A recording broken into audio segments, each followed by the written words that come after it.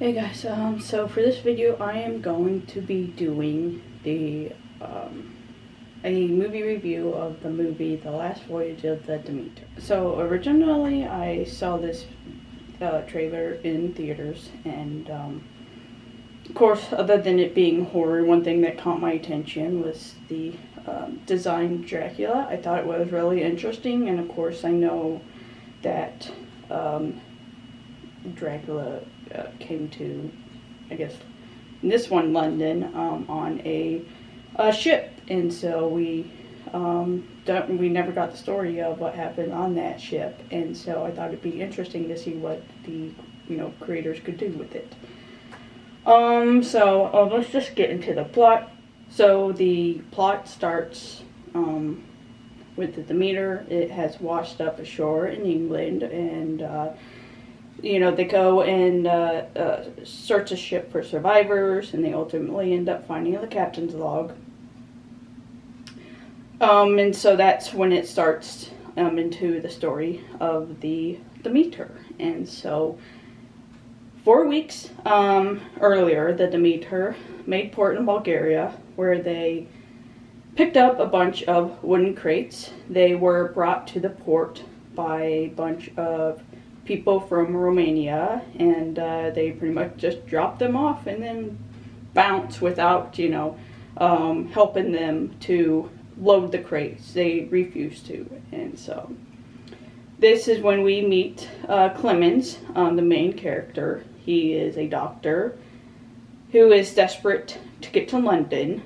So when he learns that the ship is taking on crew members, he tries to convince the first mate to allow him to come on board because of his medical expertise, as well as his knowledge of astronomy. So if they lose a compass or a map, he could still use the stars to guide the ship. And of course, the first mate refuses. He seems to be a complete dick the entire movie for no reason, apparently, other than he's just a dick. And so, yeah. He ends up saving the captain's grandson, because one of the crates, I'm not sure if something broke or if the crew member dropped it, but it almost crushes the grandson. His name is Toby, and Clemens ends up saving him. And out of gratitude, the captain invites Clemens to join him on the, journey.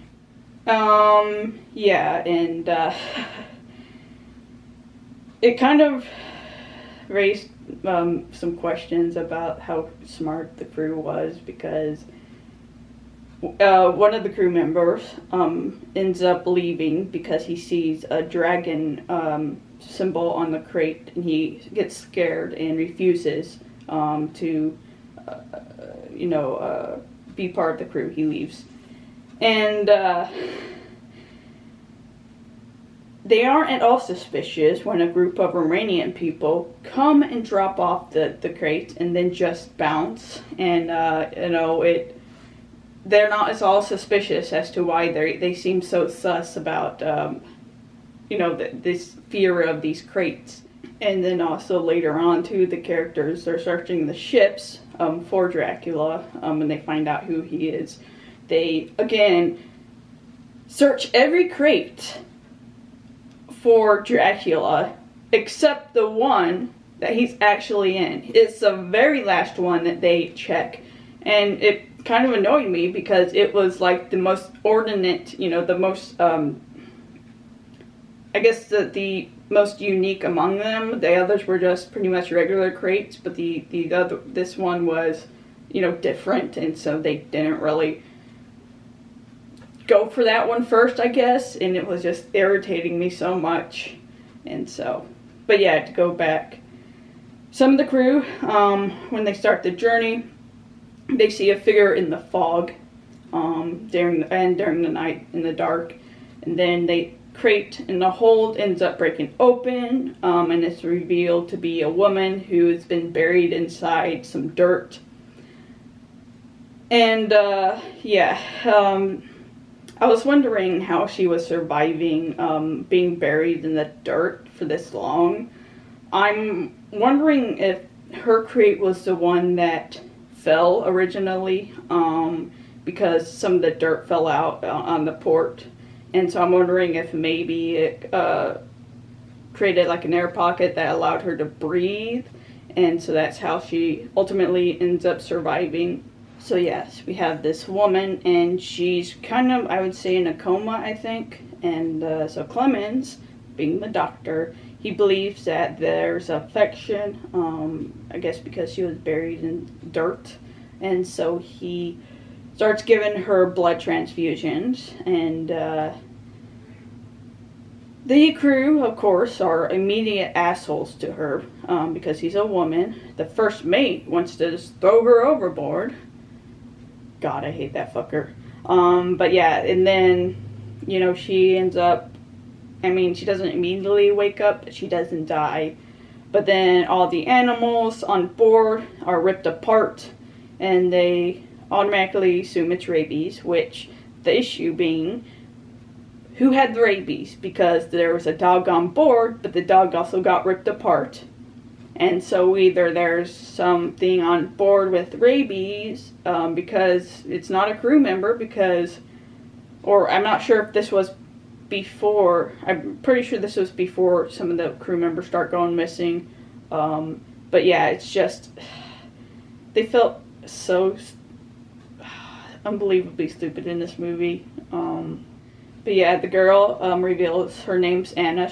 After she wakes up, and she tells them that the thing that killed the animals and is, you know, going to eat them all is Dracula. And of course, they don't believe her. So it's revealed later on she's being used as food for Dracula, but she hasn't turned yet. And so I'm assuming she was bitten. She has wounds, and it looked like they healed, but she's not turned into a vampire yet. It's kind of confusing, the kind of, I guess, that part of the story. But yeah, one of the other crew members does get bitten, but doesn't die.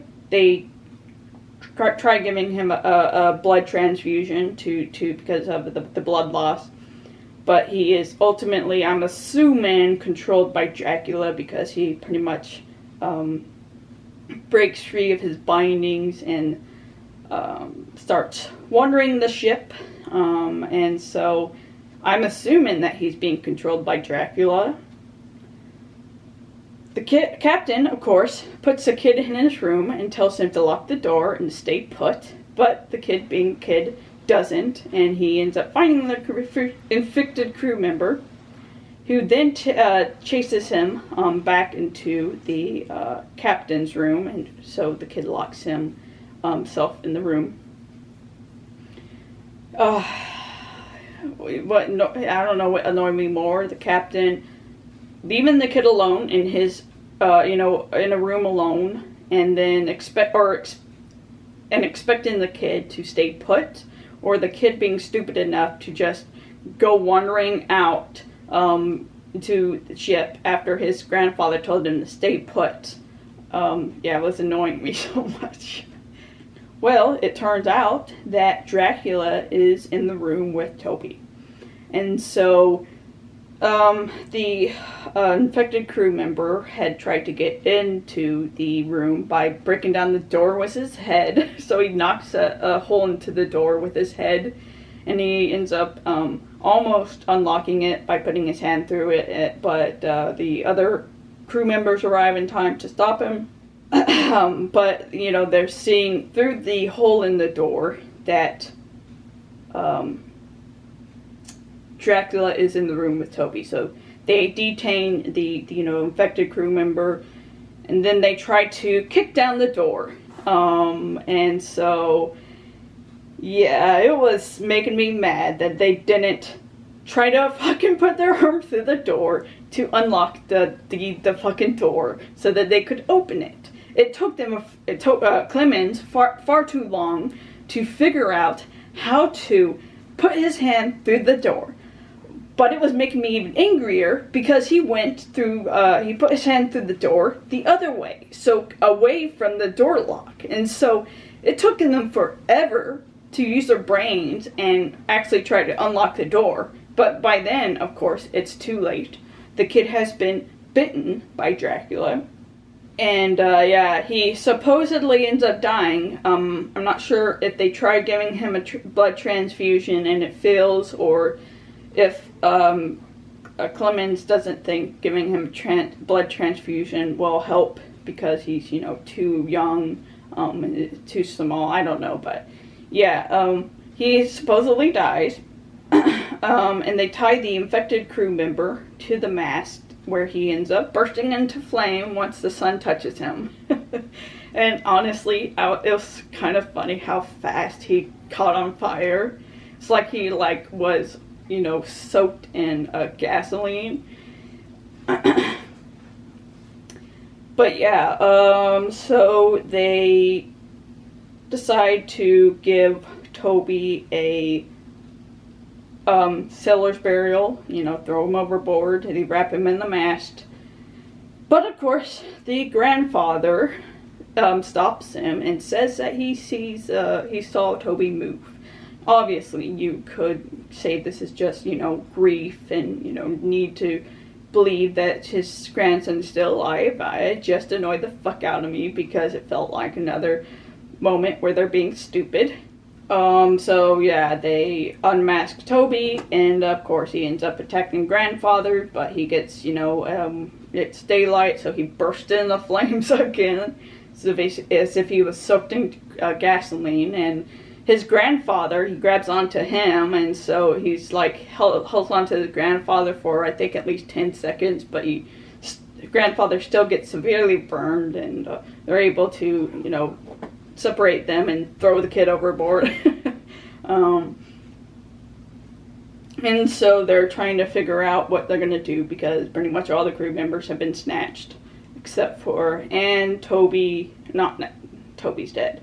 Anne, Clemens, the first mate, and the captain are the only ones left at the end, and so they decide that they're going to destroy the ship and hopefully take down Dracula with it because they know that Dracula is trying to get to London so that he can find more food. One thing that I did like, and I better mention it now before I forget it, but in the movie, the characters act like Dracula is just this mindless monster, but in reality, he's actually very smart, because they realize that he's been rationing the food, until he's able to get to London. So he would only pick off one crew member at a time, even if, you know, he needed more, so that he had enough food by the time he got to London. But then they realized that he no longer needs to ration food, and they realize that he's going to come after all of them. And so, yeah, they decide that they're going to destroy the ship. So Dracula ends up killing all but the girl and the doctor. But the girl ends up getting bitten in the process of protecting the doctor, and but they are still able to trap Dracula with the mast and jump overboard. But Dracula ends up surviving anyways, of course. Anne reveals that she's been bitten to Clemens while they're, you know, adrift on a piece of wood, and that the blood transfusion that he had given her only delayed the turning. Which again made me question how, because the other crew member that was bitten automatically was affected. Toby was affected, so why is she, you know, the transfusion had no effect on them, but it did on her. And that's because it's revealed that her people pretty much threw her to Dracula as a, you know, a juice box, and so maybe she was able to develop an immunity to his, you know, bites until, you know, for a period of time until now. I don't know. But yeah, so she decides that she does not want to become a monster like Dracula, and so she just accepts the sunlight and bursts into flames. The Doctor ends up surviving, of course, and we see him in a pub where he starts hearing voices in his head, or a voice in his head. He looks around and he sees Dracula, who's staring at him, and he's disguised as a human. He has like the trench coat and the bowler hat, or not the bowler hat, top hat, and then, you know, the cane. And then, of course, he ends up leaving, and Clemens goes after him and vows to hunt him down. I'm not sure if this was, in this universe at least, if he was supposed to be who Jack the Ripper actually was, because it's London and, you know, the whole prostitutes having their throats slashed, except this one I'm sure would be like ripped out. But yeah, I'm wondering if maybe this is what they were going to go for if future movies.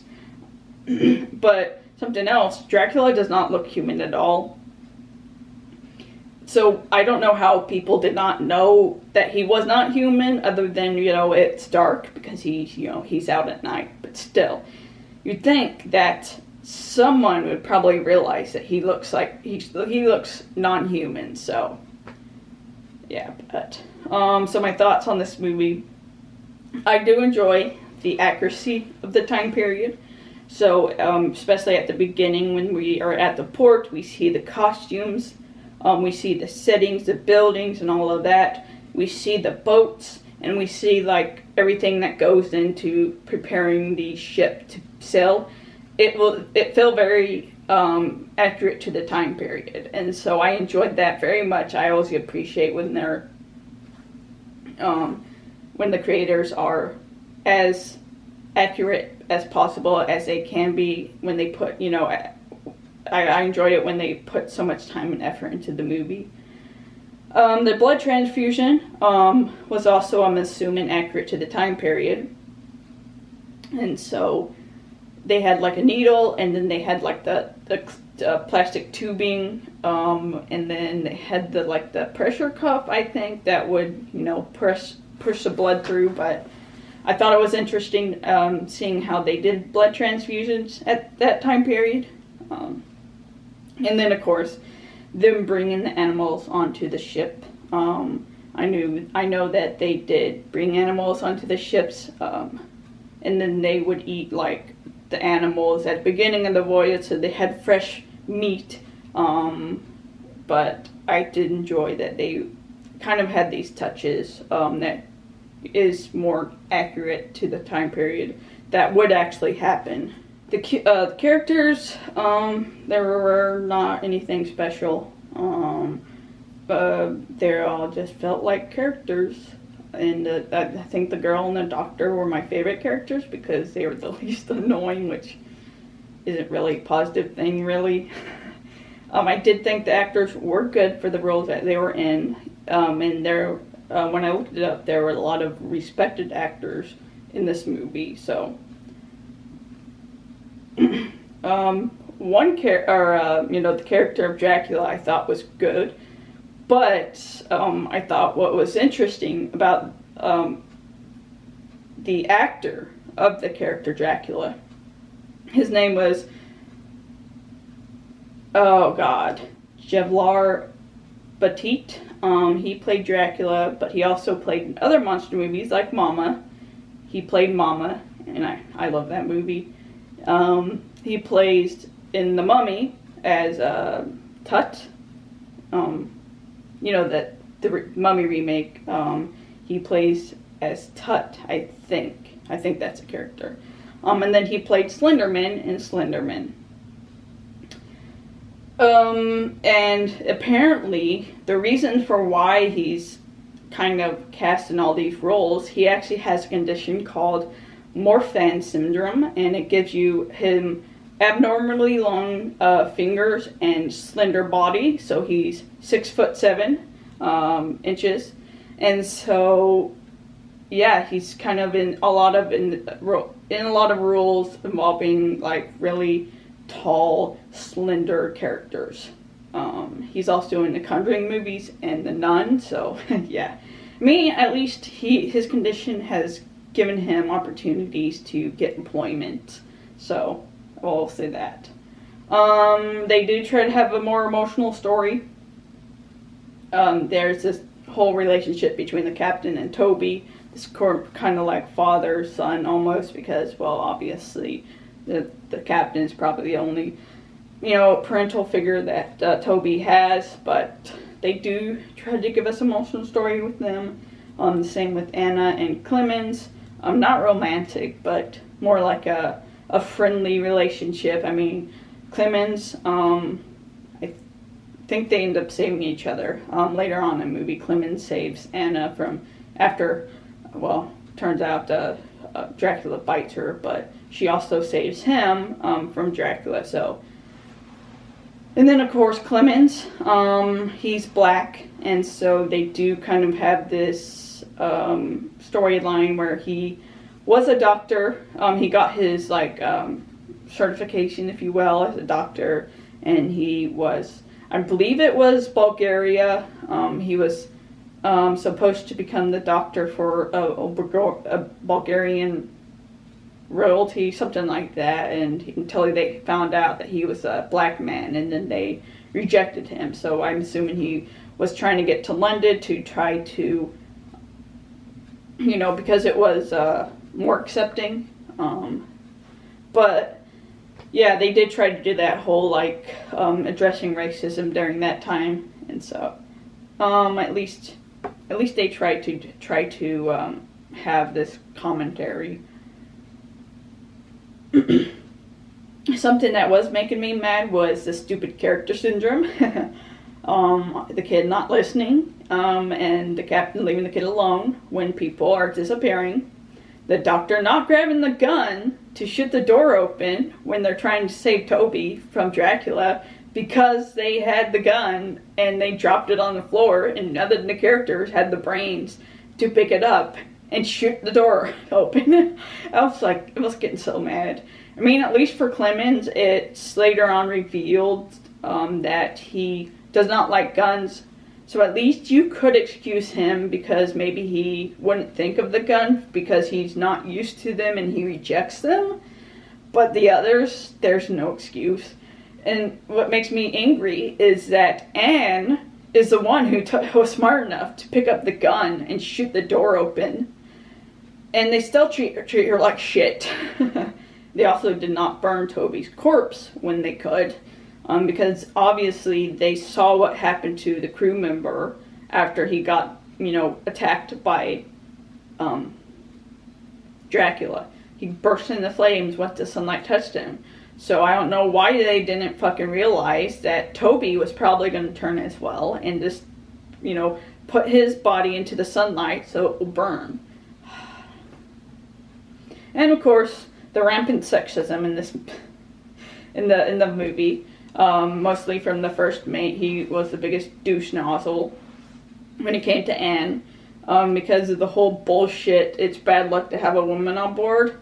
Not because it's, a woman, there's something wrong with the women. It's just because men can't control themselves, apparently, whenever there's a woman around. And so, yeah, blame it all on the woman. And so he wanted to throw her overboard, and he was a dick the entire time. Every time something bad happened, he would blame her.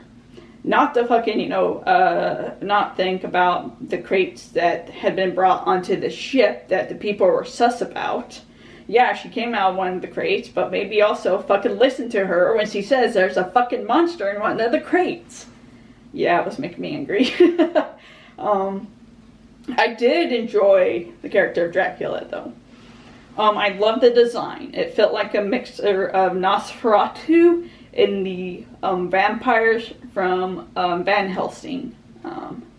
And so it felt more like a giant bat, a more human, animalistic, like vampire that was able to disguise itself as human when it needed to. It felt very much like the cockroaches in Mimic, where they would, when in the shadows, it looked like they were, men in trench coats and a hat. They were able to, fold themselves up to disguise themselves like that. That felt like a lot like how Dracula was in this movie. A lot of the scenes with him were creepy. When he was like in the shadows, we'd see a glimpse of him, and he has like, we see his legs and his, you know, part of his body, and it's like pale and just creepy. And when he would talk, it was more in like growl. He'd do this like growling talking, and so it felt like more animalistic, which I enjoyed. But yeah, to go into some of the development of this movie, the history of it. Originally, it was the idea was developed by Braji Shoot Jr. He took inspiration from the Demeter, so he decided to write the script, and he did research to be as accurate as possible to the time period, which I did enjoy. I liked that he was. He did put a lot of effort into the screenplay. So they started developing the movie in 2003, and it was released in 2023. So 20 years of development hell. God, you gotta love it. Everyone under the sun seemed to have been involved in this movie at one point. A lot of actors, directors, you name it. But ultimately, they settled on Andre Overdale as the director. He did the Troll Hunter and the Autopsy of Jane Doe. I tried watching the Troll Hunter. I think I stopped halfway through. Probably need to finish it. I haven't seen the Autopsy of Jane Doe. I have heard good things about it though. And then of course he was the director for Scary Stories to Tell in the Dark, and there was a lot of creepy moments in that. So I think he did. They chose a good person to do this movie, direct this movie, and of course the writer Braji Shoot. I don't know if that how I say his name, but he did the screenplay for Escape Room and There Goes Ninjago. Ninjago. I thought that was hilarious.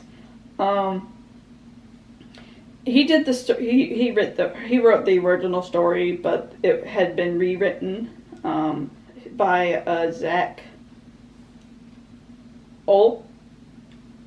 Olkowitz. I don't know. The only other writing credits he had for movies was Fear Street Part 2, 1978, and Bullet Train. Fear Street, the first and third movie I enjoyed. I didn't really enjoy the second movie as much, but yeah, he helped rewrite the script for this movie. The composer was Bear McCreary, who did the Godzilla King of Monsters soundtrack and Lord of the Rings of Power soundtrack. Both great soundtracks. And so, yeah, after learning that he was a composer, it makes complete sense, because there were moments in the movie where I was noticing the soundtrack. It was very creepy and it was very tone setting, very haunting tone. So I did think he did good in it, and I'm not surprised that he's the one who did this. And so, yeah.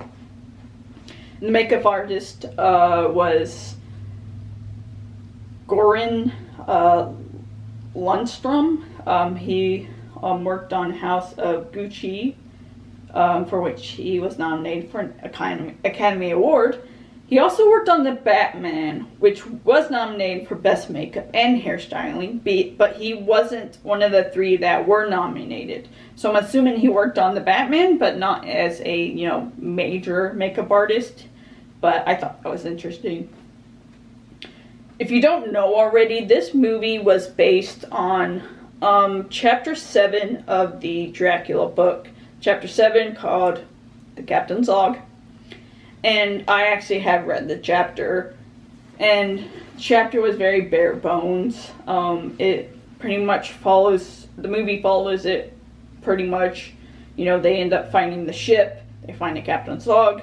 And in the book, he pretty much just lists every time a crew member ends up disappearing, and talking about how the crew kept seeing a figure, never used the word Dracula, but the captain, of course, is skeptical. And the first mate eventually jumps overboard because he'd rather, he thought he had a better chance, I guess, jumping overboard than he would being on the ship with Dracula. And ultimately, it isn't until the end where the captain sees the figure and decides that he's going to go down with the ship. And so he ties himself to the wheel and with a cross. And yeah, that's how they find him. He's dead and he's still tied to the whale. And they end up finding the captain's log. And that's how they find out. They also have it at the end of the chapter, Lucy and Jonathan, the characters from the book. They are at the funeral of the captain when they bury him, and there's a dog there that goes insane. And they don't really think there's anything weird about that, I guess. And so, yeah. I'm wondering if that's supposed to be a hint that the captain was bitten by Dracula and he's going to raise from the grave after he's buried. So yeah, a lot of the characters weren't in the book, the chapter about the captain's log. Anne wasn't in it, of course. I'm wondering if they put her in there so that they could be food for Dracula, since, obviously they're crew members there, but also just to give him some extra food, I guess. I think maybe they also wanted to do the storyline with her. She was always, I think her entire life she's always been a victim of Dracula, because it talks about how Dracula has terrorized their village for quite a while, and so she's always been a victim of Dracula. And through the movie, we finally see her decide that she's no longer going to be a victim of Dracula. And so she finally decides to face him, and then she ultimately just kills herself after she got bitten because she doesn't want to become a vampire like him. So I'm wondering if that's why they included her character. Toby, of course, was not in the book, but him as a character being there was believable because, during that time period, they did have cabin boys on ships. So, and of course, him being the grandson of the captain, if he's the only, guardian for the boy, he would take him with him. So at least his presence felt like there's a reason for his presence. And of course, Clement, again, it would be believable that there would be a doctor on board or even someone who was knowledgeable in astronomy. But yeah, of course, they wanted to also give him kind of a storyline with him being a black character in this still racist world. So the reception for this movie, Peter Subkrinsky of RobertEbert.com gave the film 3.5 stars. He called it smart, well-made, and sometimes downright creepy take on a tale that both horror buffs and regular moviegoers can appreciate in equal measures. So, someone did like the movie, but there were others that did not like it. So Frank Scheck of Hollywood Reporter praised Overdale's direction, but added he's not able to bring much spark to the script, slow-paced, formulaic screenplay, which lacks the dark wit necessary to keep us invested in the gory proceedings. Not sure if his dark wit comment was saying it wasn't funny enough or just wasn't smart enough. But, there was some moments I enjoyed it, but yeah, overall, I think it was the pacing of the movie that was a problem. And of course, you have to be careful when you do these movies. You have to know when to be more slow and suspenseful, and then when to pick up the pace. And so I think this movie had trouble with that. And the Guardian's Benjamin Lee gave it 2 out of 5 stars, stating, "There's no real surprise to where we're heading, given the source material, and so a great deal of the film is a rather meandering wait for the inevitable. It's ultimately a doomed voyage for the crew, for the audience, and for the Universal Monsters movie strategy at whole." No, he was just waiting for it to take that last shot at Universal. But I do agree the fact that we already know what's going to happen, that the crew dies. So you have to have a good story to keep the watcher's interest, you know, to make it impactful, because they already know the ending. And so yeah, it did have issues with that. And I forgot that this was a Universal movie, so I'm not sure if this was another one of the movies they're trying to create this whole universe with the movie monsters, but I don't care anyways. But yeah, so that was pretty much it. That's all my thoughts on the movie. Just had some promise, but overwhelmingly, you know, underwhelming. So maybe I'll watch the next one. I still like the Dracula that we got in this one. So. But if you did like this movie review, get a like, subscribe to get notification for all the videos I'll be doing. You guys have a nice night. Stay safe out there. I'll talk to you later.